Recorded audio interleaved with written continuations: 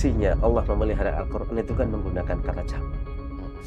Ketika Al-Quran diturunkan kepada baginda Rasulullah Sallallahu Alaihi Wasallam, maka beliau menjadi Sayyidul Anbiya wa Afdalur Rusul. Allah sendiri kan juga berjanji untuk memelihara Al-Quran. Semua kitab-kitab samawi itu turun di bulan Ramadan. Assalamualaikum warahmatullahi wabarakatuh. Alhamdulillah kita bertemu kembali para sahabat Omah Sufi di acara podcast kita kali ini. Dan pada kesempatan sore ini alhamdulillah sudah hadir di acara yang spesial ini salah seorang tokoh. Kita bolehlah sebut beliau ulama, kiai, cendekiawan karena sekian profesi dan ketokohan yang melekat kepada sosok yang hadir pada kali ini. Ini alhamdulillah kehadiran Dr. Kiai Haji Ilyas Marwal. Assalamualaikum Kiai. Waalaikumsalam warahmatullahi wabarakatuh. Iya, beliau ini seorang pengasuh pondok pesantren Quran dan Sains Nurani di daerah istimewa daerah Jakarta. Kemudian juga beliau seorang akademisi karena ngajar juga di Universitas Islam Internasional Indonesia selaku akademisi yang menekuni bidang turas, bidang kebudayaan Islam dan juga naskah-naskah literatur yang selama ini menjadi khazanah. Kiai, kita selama ini mengenal bahwa Ramadan itu salah satunya sebagai bulan di mana diturunkan kitab suci Al-Quran. Banyak ulama itu menyebut itu Syahrul Quran. Banyak juga julukan-julukan yang lain. Nah, podcast kali ini atau kita ngobrol kali ini, Kiai, kita pengen spesifik mendalami itu. Nah, dari sudut pandang Pak Kiai Ilyas tentang turunnya kitab suci Al-Quran di bulan suci Ramadan ini, apa yang kira-kira bisa kita gali, Kiai? Betul apa yang disampaikan oleh Gus Hasan tadi bahwa Ramadan ini disebut dengan Syahrul Quran. Okay. Ya, jadi banyak sih sebenarnya penyebutannya, Syahrul Siyam, Syahrul Qiyam, dan Syahrul Quran. Yeah. Berkenaan karena kita ini berada di momen peringatan Nuzul Quran. Okay. Saya hanya ingin sekedar mengutip ya dalam kitab Al-Bidayah wan Nihayah Ibnu Katsir. Saya rasa kitab ini terkenal sekali. Di situ sebenarnya beliau dua versi ya. Bahwa Nuzul Quran itu berlaku terjadi pada tanggal 17 Ramadan. 17 Ramadan. 17 Ramadan. Ini yang secara familiar kita ketahui secara jamak kayak ya. Iya. Namun dalam kitab beliau pun juga demikian halnya menyebut pendapat yang lain. Dalam jilid 3 itu beliau menyebut bahwa ada pendapat mengatakan tanggal 24 Ramadan. 24 Ramadan. Tapi sepakat bahwa Al-Quran itu turun di bulan Ramadan. Itu yang paling penting. Jadi kalau disebut kita bulan Ramadan itu adalah Syahrul Quran, ya pas. Memang demikian adanya halnya. Nah, dan termasuk ayatus Siyam itu kan dalam surah Al-Baqarah itu kan diselipin ayat berikutnya. Ayat ketiga dari ayat Siyam itu Pak, Syahrul Ramadan alladzi unzila fihi Al-Quran. Jadi kita sepakatlah di bulan Ramadan. Namun sebelumnya itu saya ingin ya mengajak sahabat Omah Sufi sebelum kita mengkaji di sisi spiritualnya. Ini secara historis dulu bahwa ulama-ulama menulis bahwa sebenarnya turunnya Al-Quran ini melalui beberapa fase. Ya, ada yang mengatakan termasuk Ali As-Sobuni dalam kitab At-Tibyan itu menulis bahwa fase pertama itu dari Allah atau Allah Jalalu ke Lauhil Mahfud. Lauhil Mahfud baru ke Baitul Izzah atau Sama'id Dunia. Nah, surah Al-Qadar mengatakan inna anzalnahu fi lailatul qadar. Nah, terus di surah yang lain lagi inna anzalnahu fi lailatin mubarakah. Jadi hu-nya ini kan kepada Al-Quran. Berarti itu menunjukkan bahwa Al-Quran turun sekaligus 30 juz. Tapi bukan kepada baginda Nabi. Mhm. Jadi masih dalam Lauhil Mahfud, lalu proses ke Baitul Izzah sama Dunia. Lalu prosesnya, inilah yang dimaksud dalam surat 17 bulan Ramadan. Bahwa syahr Ramadan alladzi unzila fil Qur'an itu dari Sama'id Dunia Ke ke baginda baginda Rasulullah Rasulullah Sallallahu sallallahu alaihi Alaihi wasallam. Wasallam. Dan perlu kita tahu bahwa semua kitab-kitab samawi itu Mhm. turun di bulan Ramadan. Tidak hanya Tidak hanya Al-Quran. Al-Qur'an, Iya. Taurat, Taurat, Injil. Injil, Zabur itu diturunkan di bulan Ramadan. Masya Allah. Nah, ini yang harus kita tahu. Jadi sebenarnya bulan Ramadan ini ya saya anggap bukan hanya sekedar mulia seperti itu, memang sudah dipersiapkan oleh Allah Subhanahu wa taala. Nah, Hmm. ini yang harus kita mungkin narasi yang pertama yang harus kita tahu Nggih, nggih, bahwa nggih. Al-Qur'an itu turun di bulan Ramadan Ramadan. seperti dengan Kitab-kitab kitab yang lain. sebelumnya. Yang membedakan kitab samawi itu yang lainnya itu sekaligus Hmm. Kalau Al-Qur'an kan bertahap. bertahap. Apa hikmahnya? Agama-agama yang lain turun kitabnya sekaligus mengalami kesulitan berat. Makanya Oke. Allah menceritakan dalam Al-Quran bagaimana sikap umat-umat itu dengan sikap kita mereka melalui firman perintah-perintah Allah dan larangan melalui kitab-kitab mereka. Apa jawaban mereka? Itu kan tertulis itu. Qalu sami'na wa asaina. Hmm. Ya, saya dengar, saya terima kitab ini, tapi maaf, Tapi tapi saya nggak bisa melaksanakan. karena Wah, sangat berat sekali berat. turun dalam satu waktu. Subhanallah, rahmat dan rahimnya Allah terhadap umat yang satu ini Masya kepada kita Allah. semua. Coba lihat. Nggih, nggih, nggih. Jadi 30 juz itu jangan dikira sekaligus. Enggak, tapi bertahap. Hmm. Makanya para muarikhin, para sejarawan, ulama-ulama menuliskan seperti kayak tadi saya sebutkan Imam Ibnu Katsir dalam kitab Bidayatul Mujtahid. Mhm. Kita versi Indonesia lah. Nggih. Bahwa ulama Indonesia, ulama Nusantara meyakini bahwa 17 Ramadan itu adalah nuzul Quran. Ya. Nah itu. Ya. Nah, jadi ayat yang pertama turun, ada lagi perbedaan kan. Mengatakan Al-Mudaththir apa Iqra. Iqra. Tapi hampir semua mengatakan itu Iqra. Al-Alaq, Nggih. Al-Iqra. Iqra bismi rabbikal ladzi khalaq. Khalaq. Nah, ini turun. Nah, terus yang menarik sebenarnya Al-Qur'an ini turun secara tadrijian. Hmm. Banyak sekali hikmahnya. Banyak sekali hikmahnya. Saya mau mulai dari awal. Nggih. Allah turunkan ayatnya enggak langsung taklif, beban. Enggak. Kan enggak langsung Perintah. sholli, Perintah zaki, larangan kan gitu ya. haji, sum. Enggak. Enggak Iqra. ada yang seperti itu. Tapi adalah Iqra. Maka kalau mengatakan ada orang membandingkan antara Islam dan peradaban, saya bilang pertanyaannya ini udah nggak benar. Ah. Islam itu sumber peradaban. Terinspirasi peradaban. Iya, iya, iya, iya. Itulah yang saya kadang-kadang saya protes. Jangan dibandingkan. Coba bayangkan, seorang ummi, Nabi itu bukan sarjana loh ya. Memang nggak kampus Tapi di kan sana. langsung dididik oleh Allah Subhanahu wa taala. Ini yang Nah, kan itu ya. Iya, Ya kan iya. tegas ya. Iya, iya. Nggak, yang paling menarik, baginda Rasulullah Shallallahu Alaihi Wasallam ini seorang an-nabiyul ummi Iya, iya. yang buta Betul. huruf. Betul. Ma huwal ummi la yaqra wa la yaktub. Hmm. Ya kan? Tapi suruh baca Iqra, Hmm. suruh baca. Ya. Kalau umpamanya orang terpelajar, mahasiswa, dosen, doktor, profesor, Iqra, Wajar. ini buta huruf. Iya. Ini menunjukkan apa?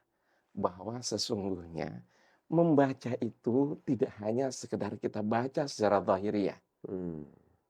Secara batin juga. Makanya Ibnu Arabi, Sufi kan terkenal sekali nih Ibnu Iya. Arabi, terlepas lah ya kontroversial seorang. Ya. Tapi saya senang baca pemikiran beliau dalam menafsirkan dia dengan Iqra, bukan Iqra kitab, bukan Iqra tulisan Alkitabah. Hmm. Enggak. Tapi Iqra di samping nusus ilahiyah, Aha. dia juga menyuruh kita membaca Iqra qiraah kauniyah, Masya alam. Allah. Kemudian yang paling penting adalah qiraatun nafs. Nah, ini yang jarang gitu. Membaca diri Iya. kita. Ah. Kita kan kadang-kadang rame ya. Kalau Ngomentarin orang lain. ya kan itu, ini bukan dari saya ya, dari mana Gus Hasan ya. Iya. Nah, jadi kita itu kadang sangat literal, Mhm. tekstual sekali. Hmm. Makanya lahirlah kayak Ibnu Arabi. Hmm. Bukan hanya satu sisi yang dia baca. Itu adalah bahasa Al-Quran. Satu Iqra. contohkan Gus ya. Iya, iya, iya. Eh, saya mungkin agak sedikit ini, ya saya bangga orang Indonesia. Oke. Saya bangga menjadi orang Indonesia, berbahasa Hidup di bahasa Indonesia, Indonesia, hidup di berbahasa Indonesia. Saya Indonesia. bangga sekali.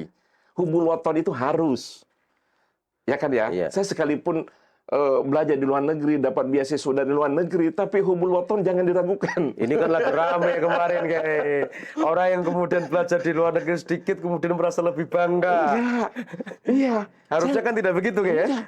Saya lebih bangga menjadi orang Indonesia, Oke. ya, lebih bangga di Indonesia.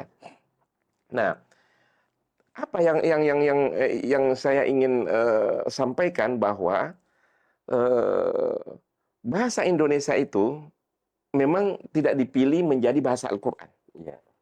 Tapi yang dipilih oleh Allah itu adalah bahasa Arab. Lughatul Arabiyyah. Al-Lughah Al-Arabiyyah. Itu punya alasan. Di istiqra ulama-ulama. Karena bahasa Arab ini adalah salah satu bahasa Arab yang mampu menampung kalam Allah. Hmm. Rahasianya di Rahasianya. situ. Dia tentu memilih bukan sembarangan. Bahasa apa yang bisa menampung bahasanya? Hanya bahasa Arab. Makanya walaupun bagaimana, jangan fobialah dengan Arab. Bahasanya maksud saya, bahasa Al-Quran. Karena itulah yang mampu menampung tadi Menampung. itu. Tapi maaf, bahasa Arab Al-Quran yang fushah. Betul, Sesuai dengan kaidah. betul, betul. Bahasa Arab, kita punya 23 negara Arab. Tapi tidak semuanya berbahasa Al-Quran. Dia Ya, ya. masing-masing punya amiyah, Iya, mereka iya, bahasa iya. dialek mereka. Ya. Nah, saya contohkan kata-kata melihat dalam Al-Quran bukan satu sinonim satu kata, enggak, banyak sekali. Dan setiap sinonim punya makna yang berbeda. Ya. Saya contohkan kata nadhara. Melihat kan bahasa Iya, kita iya, iya. terjemahkan kan Iya, iya. dalam Al-Quran, Iya. afala yanzuruna ilal ibili kaifa Kaifa. khuliqat. Ya. Di sini lebih cenderung melihat bil hawas. Melihat dengan panca indera. Iya. Lihat oleh onta. Dengan tentu dengan mata, Iya. bukan dengan telinga, bukan Iya, dengan iya, angin, iya, dengan iya. hati, bukan. Iya, iya. Tapi di saat Allah mengatakan ro'a, kalau kita terjemahkan juga sama melihat. Melihat juga. Tapi apa kata dalam Al-Quran? Ara'aital ladzi tukadzibu biddin. Di sini, ro'a di sini melihat adalah bil aql. Ini yang menarik ya. Nah, kan ya? Iya, ya. Sama-sama artinya melihat. Sama-sama melihat.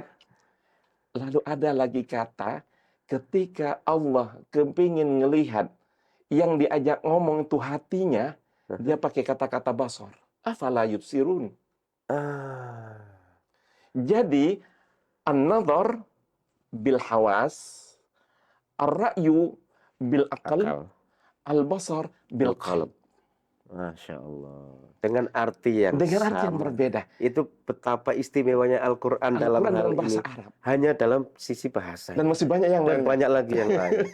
kita bukan bahasa Arab. Iya. Nah, ini kan terus gini, ini kan menarik ini. Tadi Kak Kiai Elwas cerita bagaimana Al-Quran diturunkan. Dan kitab-kitab samawi juga diturunkan di bulan suci Ramadan.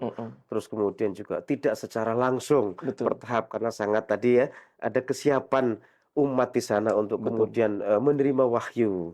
Nah, sekarang kalau kita lihat situasi hari ini, Kiai, kebetulan ini pas bulan suci Ramadan, pas banyak orang baca Quran.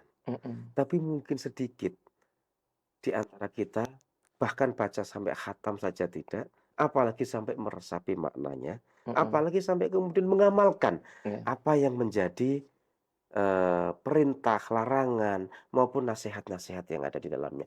Bagaimana seharusnya kita, Kiai, menyikapi semacam ini? Setelah Al-Qur'an tadi diturunkan, bagaimana kita menyikapi hal ini Mhm, supaya apa yang sudah diturunkan oleh Allah Ta'ala itu betul-betul mhm. bisa, apa namanya, kita laksanakan, kita jalankan secara maksimal, Kiai? Iya, eee, di saat, dalam ayat Al-Qur'an itu kan ada perintah ya, Mhm, "Wa idza quri'al Qur'anu fastami'u fastami'u, lahu wa ansitu." situ. Kan 2 ayat kan ya. Mhm, Kata-kata istima' bukan hanya mendengarkan, mmm, tapi semua panca indera harus ikut, hidup semua gitu, hidup Kiai? semua.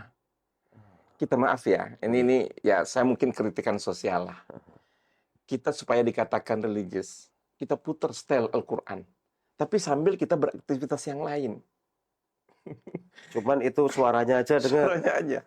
Saya rasa ya agak sedikit pelecehan lah terhadap Al-Qur'an. Mmm, Semestinya di saat Al-Qur'an dilantungkan, kita benar-benar istima'. Maka dalam Al-Qur'an bukan mengatakan isma', tapi istima'.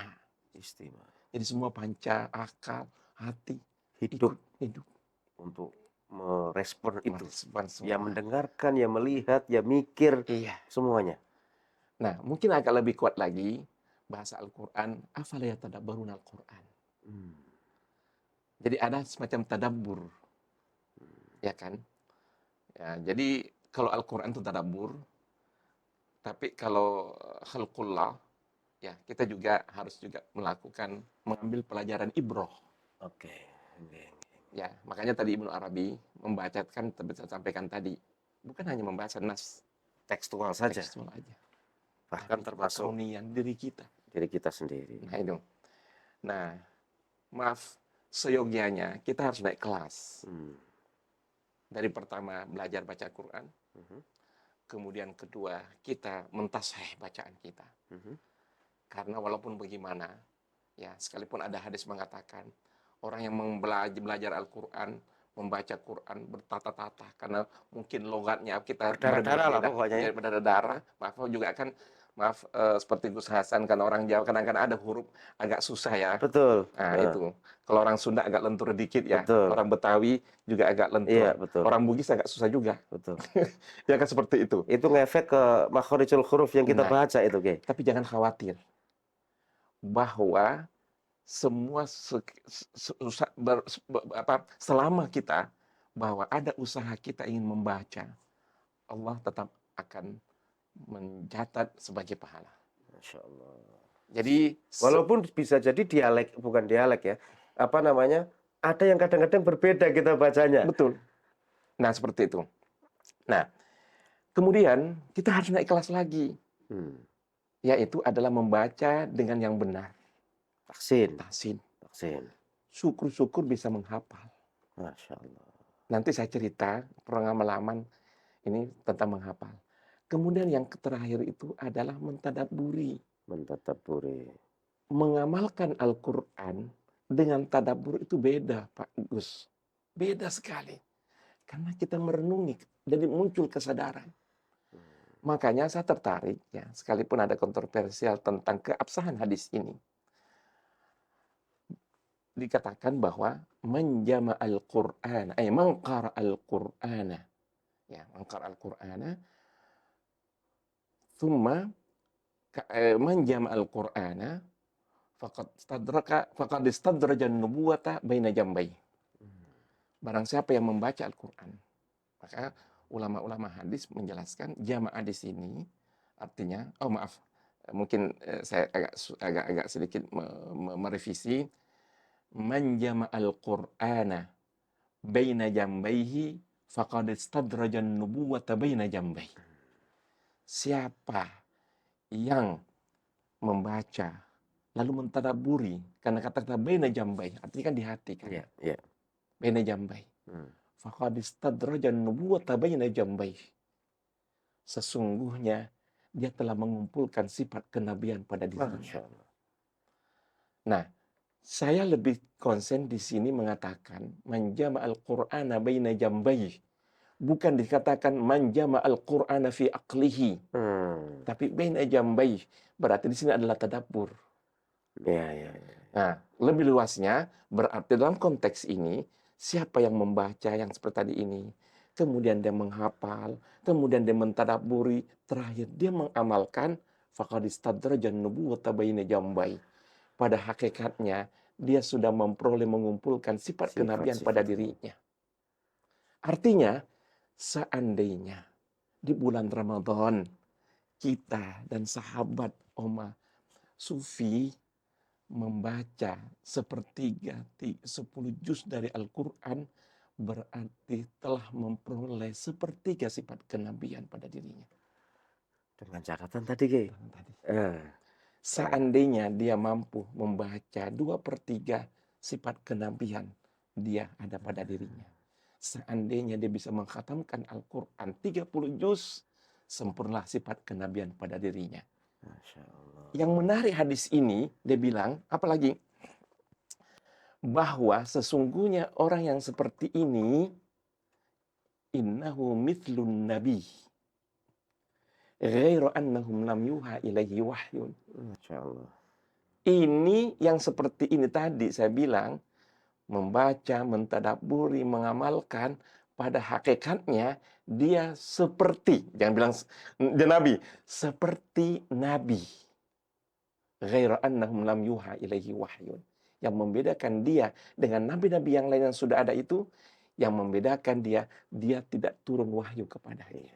Tapi sifat-sifat Sifat-sifat kenabian tadi kenabian. itu mulai meresap, mulai masuk dengan semakin banyak dia membaca Iya, Al-Quran, meresapi, tahsin, iya. mentadabburi tadi seperti itu ya, Ki. Nah, itu yang saya kritikan saya, ya. Dan ini mungkin buat kita semua, Eh, Al-Quran tidak hanya sekedar kita lombakan, eh, mentahsinkan, oke, tilawah, mujawad. oke. Kan nggak pernah kita mendengar latihan musabaqah tadabbur Al-Quran. Iya, iya, iya, iya. Makanya itulah perlu kita naik kelas lah. Nggih, nggih, nggih. Yang mungkin nggak semuanya ada khawas lah. Iya, iya, iya, iya. Gitu Tapi kira-kira, Gus. minimal kan sudah kita coba, kita Iya, mulai untuk mengarah iya. ke sana. Nah, Oke. makanya tradisi ulama-ulama kita, orang-orang soleh kita, itu berusaha mengkhatamkan Al-Quran Di bulan suci Ramadan. di bulan suci Ramadan. Bukan main. Di tempat diturunkan Al-Quran. Hmm. Jadi hanya sekedar ingin tabarukan. Dan surat Toha kan jelaskan, inna anzalnahu fi lailatin mubarakah, penuh dengan keberkahan. Iya, iya. Bahkan di situ, fiha yufraku kullu amrin azim. Di bulan Ramadan ini, sebenarnya kata Al-Quran, itu sesuatu hak prerogatif Allah. Itu bisa direvisi di malam itu. Jadi bisa ditip X, Gus. Akhirnya. Iya, iya, iya, Iya, iya. hak prerogatif Masya Allah Allah. itu, kita sebelum lahir, Sudah kan ditetapkan udah itu, Kiai. ditetapkan. Iya kan, kita umurnya berapa, nasibnya bagaimana, Iya, jodohnya siapa kan iya gitu ya. udah. Iya, iya. Mau jadi apa kita, Mau jadi udah. apa kan sudah tertulis Sudah semuanya. tertulis sebelum kita lahir. Iya, iya. Tapi itu bisa direvisi di Hmm. saat bulan Ramadan. Laila Mubarak. Masya Allah. Ini saya baru tahu, Kiai. Ini saya baru tahu. Tahu gitu kita dari dulu ini ya. Cuman ya karena ini alhamdulillah kan kita dapat ini ya, dapat ilmu baru. Iya. Dan ini Kiai, ini yang menarik. Setelah kita tahu tadi bahwa di bulan Ramadan ini adalah bulan istimewa turun Quran. Mm-mm. Kemudian yang kedua, ada aktivitas yang seharusnya semakin meningkat ya. Betul. Tidak semata-mata membaca, tahsin, Mm-mm. tadabbur segala macam sehingga kita bisa juga menyerap sifat-sifat kenabian. Betul. Nah, tentu yang terakhir, Kiai. eh, Allah sendiri kan juga berjanji untuk memelihara Al-Quran ini Betul. sendiri. Sehingga banyak mungkin sekarang ini pondok pesantren tahfidzul Quran. Kita juga ingin menghafalkan Al-Quran, juga semakin tahsin, semakin mentadabbur dan segala macam. Nah, apa menurut Kiai yang kemudian bisa dipesankan kepada para sahabat Ummah Sufi ini, Mm-mm. bagaimana kemudian kita bersama-sama, karena yang saya baca diksinya Allah memelihara Al-Quran itu kan menggunakan kata jamak, Mm-mm. kan gitu kan? Mm-mm. Artinya di situ ada ulama, ada nabi, ada malaikat, ada santri, ada kiai, ada siapa yang intinya lah hafidun itu tadi. Iya. Nah, Bagaimana kemudian ini Kiai, yang bisa dipesankan supaya mari kita bersama-sama menjaga Al-Quran, memelihara Al-Quran sebagaimana Allah sudah juga sampaikan dan janjikan itu Kiai. Iya. Inna nahnu nazzalna dzikra wa inna lahu lahafidun. Mhm. Jadi dalam hal ini saya alhamdulillah ada hampir 1000 ya penghafal Quran. Masya Allah kan, makanya saya tanya ini karena Kiai punya pesantren Quran, saya Iya, tahu. penghafal Quran. Nggih, pesantren penghafal Al-Quran nggih. Yang unik dari TK, Gus. Masya Allah gitu nggih. Iya, Jadi dari anak-anak dari anak kecil. umur 4 tahun, 5 tahun. Betul. Subhanallah. 4 tahun enggak lah, 5 tahun. 5 tahun ya. Saya sebenarnya punya mimpi, idealnya itu 3 tahun lah. Tapi kalau saya bikin Itu kalau pesantren 3 3 tahun orang tahun, baru belajar ya, bicara lancar sudah ya. langsung Kalau Kiai. tapi 3 tahun, saya harus bikin banyak asrama. Orang tuanya. Asrama anaknya dan orang tuanya. Banyak nggih. Kan berat kan ya. Nggih. Kenapa saya menarik? Karena saya lihat pengalaman saya di Maroko. Orang di sana sebelum dia masuk sekolah, sudah harus khatam Quran. Ini Gus. sekolah apa Kiai? Sekolah apapun. SMP atau sekelas kuliah? Ibtidai. Sebelum SD, suruh khatam Quran dulu. Oh, khatam nggih, khatam. Nah ini kan. Dan ternyata bukan hanya di Maroko.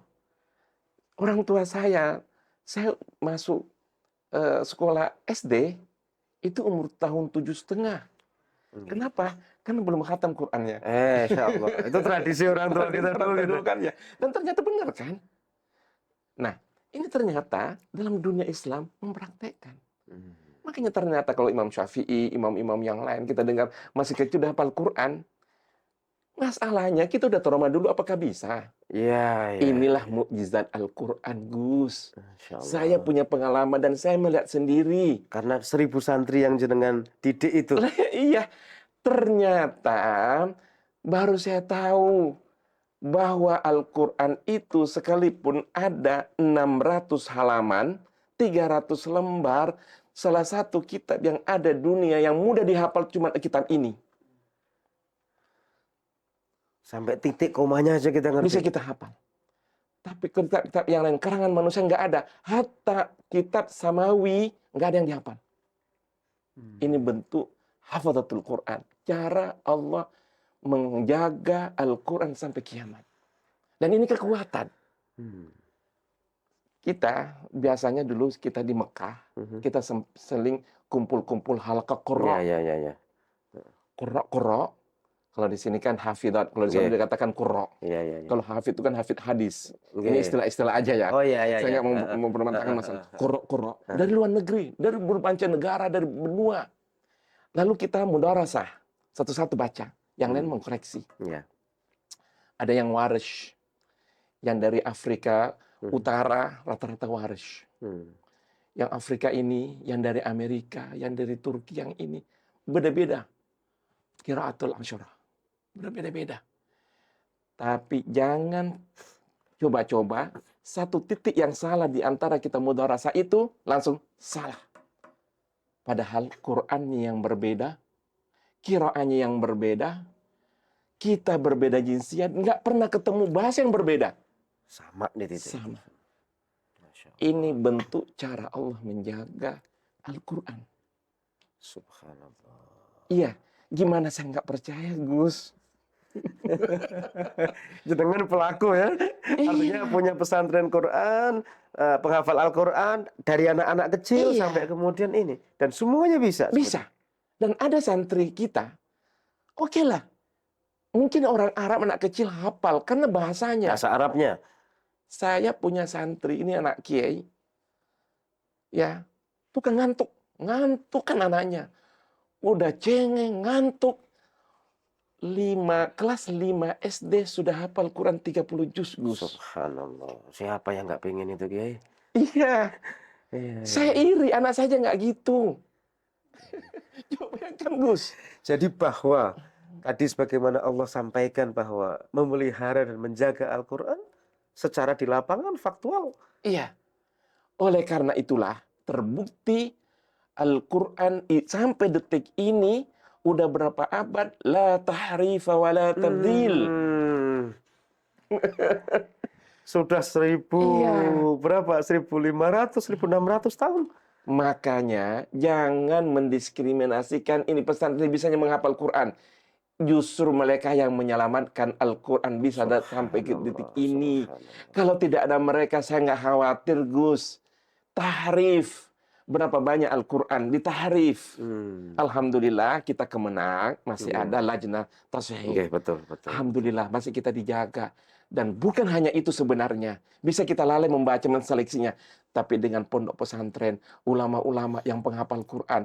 Dan tradisi kita di pesantren selalu khataman Quran, Gus. Wabil khusus di Ramadan dan bulan hari suci Ramadan. Ramadan. Itu yang menarik sebenarnya. Masya Allah, subhanallah, para sahabat Omah Sufi ini luar biasa dalam rangka bulan suci Ramadan, wabil khusus di momentum Nuzulul Quran ini kita tadi mendapatkan pencerahan, kita mendapatkan penjelasan dari Ki Ilyas, bagaimana Al-Quran ini diturunkan, bagaimana kemudian juga yang harus kita lakukan untuk kemudian selalu membaca, tahsin dan mentadabburi Al-Quran, dan bagaimana kita nanti secara juga bareng-bareng menghafalkan sebagai sebuah bentuk kita sama-sama menjaga Al-Quran ini sebagaimana Allah janjikan.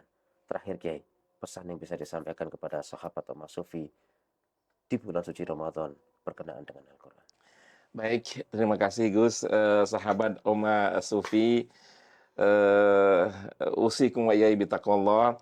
Mungkin ada yang menarik ya dalam kajian kita, dalam pembicaraan obrolan dengan Gus Hasan ini, saya ingin hanya menyampaikan betapa mulianya Al-Quran. Ketika Al-Quran diturunkan kepada Nabi besar Muhammad SAW melalui wasilah Jibril, maka Jibril menjadi afdalul malaikah, orang yang utama pilihan malaikat. Ya. Ketika Al-Quran diturunkan kepada baginda Rasulullah SAW, maka beliau menjadi Sayyidul Anbiya Hmm. wa afdalur Rusul. Hmm. Ketika Al-Quran diturunkan di Mekah, Mekah menjadi tanah suci. Ketika Al-Quran diturunkan di Madinah, Madinah menjadi tanah suci. Ketika Al-Quran diturunkan di bulan Ramadan, maka Al-Quran menjadi suci. Ketika Al-Quran diturunkan pada malam Lailatul Qadar, maka malam itu menjadi malam keberkahan, Lailah Mubarakah, dan khairum min alfi syahrin.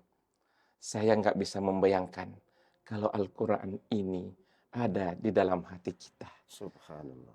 Kemuliaan, keutamaan pasti kita akan peroleh. Kira-kira begitu, Gus. Alhamdulillah, subhanallah. Ini sebuah kata-kata yang jujur baru saya pertama kali dengar, Kiai. Ini juga saya kira mungkin banyak juga para sahabat Omar Sufi juga mendengar kali ini.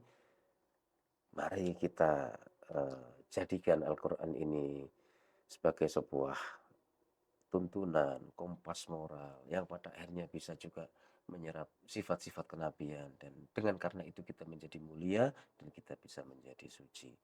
Saya kira itu para sahabat Mas Sufi semua yang bisa kita sampaikan pada dialog podcast kali ini. Insya Allah banyak sekali pembelajaran, banyak sekali ilmu, banyak sekali pencerahan, dan selamat menjalankan ibadah puasa dan selamat berbuka puasa buat para sahabat Mas Sufi sekalian. Mohon maaf kalau ada tutur kata yang kurang berkenan. Akhirul kalam, wallahul muwaffiq ila aqwamit thoriq. Assalamualaikum warahmatullahi wabarakatuh. Waalaikumsalam warahmatullahi wabarakatuh.